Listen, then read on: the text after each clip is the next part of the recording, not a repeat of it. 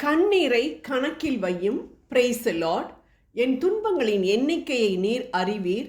உமது தோற்பையில் என் கண்ணீரை சேர்த்து வைத்துள்ளீர். இவையெல்லாம் குறிப்பேட்டில் உள்ளன அல்லவா? திருப்பாடல் 56:8. ஒவ்வொரு மனிதனை பற்றிய கணக்கும் ஆண்டவரிடம் உண்டு. மனுஷன் பல காரியங்களை குறித்து ஆண்டவருக்கு கணக்கு ஒப்புவிக்க வேண்டியதிருக்கின்றது. அவன் பேசுகிற ஒவ்வொரு வீணான வார்த்தையை குறித்தும் தன் உடலை குறித்தும் தேவனுக்கு கணக்கு கொடுக்க வேண்டும். தேவன் அவனுக்கு கொடுத்த தாளந்துகள், திறமைகள், வரங்கள் ஆகியவற்றை குறித்து கணக்கு கொடுக்க வேண்டும். அது மட்டுமல்ல, அவன் செலவழிக்கின்ற ஒவ்வொரு வினாடியை குறித்தும் ஆண்டவருக்கு கணக்கு கொடுக்க வேண்டும். தாவீது, ஆண்டவரே, பல காரியங்களை குறித்து என்னிடத்தில் கணக்கு கேட்கின்றீர்.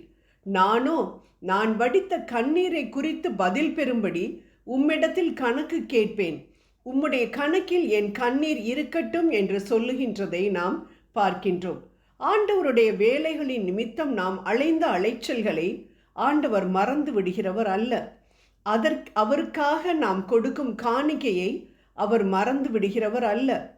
ஆண்டவருடைய சமூகத்தில் ஆத்துமாக்களுக்காக பாரத்தோடு கண்ணீர் சிந்தி ஜெபிக்கும் ஜெபங்களை அவர் மறந்து விடுகிறவர் அல்ல. அவைகள் ஆண்டவருடைய கணக்கில் இருக்கின்றது. ஆண்டவருடைய சமூகத்தில் நாம் ஏறெடுக்கின்ற முக்கியமான ஒரு காரியம்தான் கண்ணீர். கண்ணீரின் ஜெபம் இவ்வுலகிற்குரிய ஆசீர்வாதங்களையும் பெற்று தருகின்றது, நித்தியத்திற்குரிய ஆசீர்வாதங்களையும் பெற்று தருகிறது. இம்மைக்குரிய நன்மைகளுக்காக மட்டும் கண்ணீர் சிந்துகிறவர்கள் இம்மைக்குரிய ஆசீர்வாதங்களை மட்டும் பெறுகிறார்கள். ஆனால் நித்தியத்தின் காரியங்களுக்காக பெருமூச்சும் கண்ணீரும் சிந்துகின்றவர்கள் நித்தியமான பலனை பெற்றுக்கொள்ளுவார்கள். அன்னாள் கண்ணீர் சிந்தினால் பெனின்னாளின் கொடுமை தாங்க முடியாமல் எத்தனை நாட்கள் தனிமையிலே அவள் கண்ணீர் சிந்தினாலோ தெரியாது. அந்த கண்ணீரானது ஆண்டவருடைய துருத்தியில் சேர்ந்து கொண்டே இருந்தது. ஒரு நாள் வந்தது, தேவ சமூகத்திலே போய் கண்ணீர் சிந்தி தேவனுடைய துருத்தியை நிரப்பிவிட அவள் தீர்மானித்தாள்.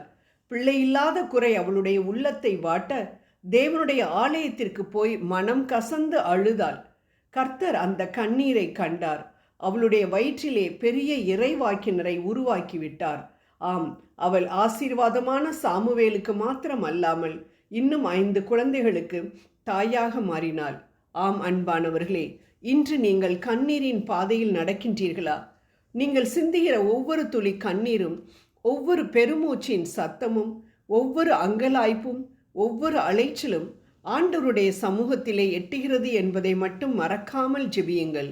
அவர் நிச்சயம் நம்மை ஆசீர்வதித்து உயர்த்துவார்.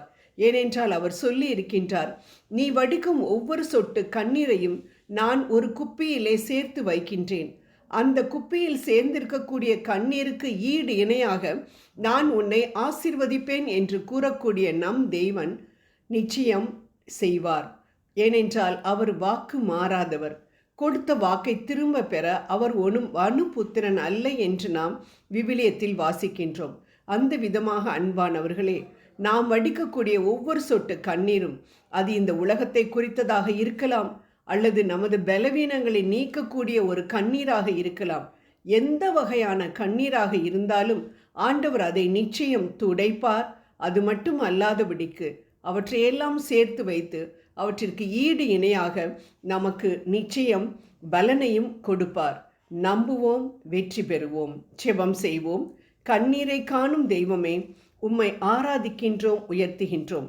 மார்த்தாள் மரியாளின் கண்ணீரை கண்டு நீர் கண்ணீர் விட்டழுது உம் நண்பன் லாசருவுக்கு உயிரை கொடுத்த இயேசுவே, உம் நண்பர்களாகிய எங்களது துன்பங்களை கண்டு எங்களது வாழ்வில் உயிரை கொடுப்பீராக. உமக்காக எழுந்து ஜொலிக்க எங்களது திரிகள் அணைந்து போகாமல் ஒளிவிட கிருபை புரிவீராக. ஆமேன்.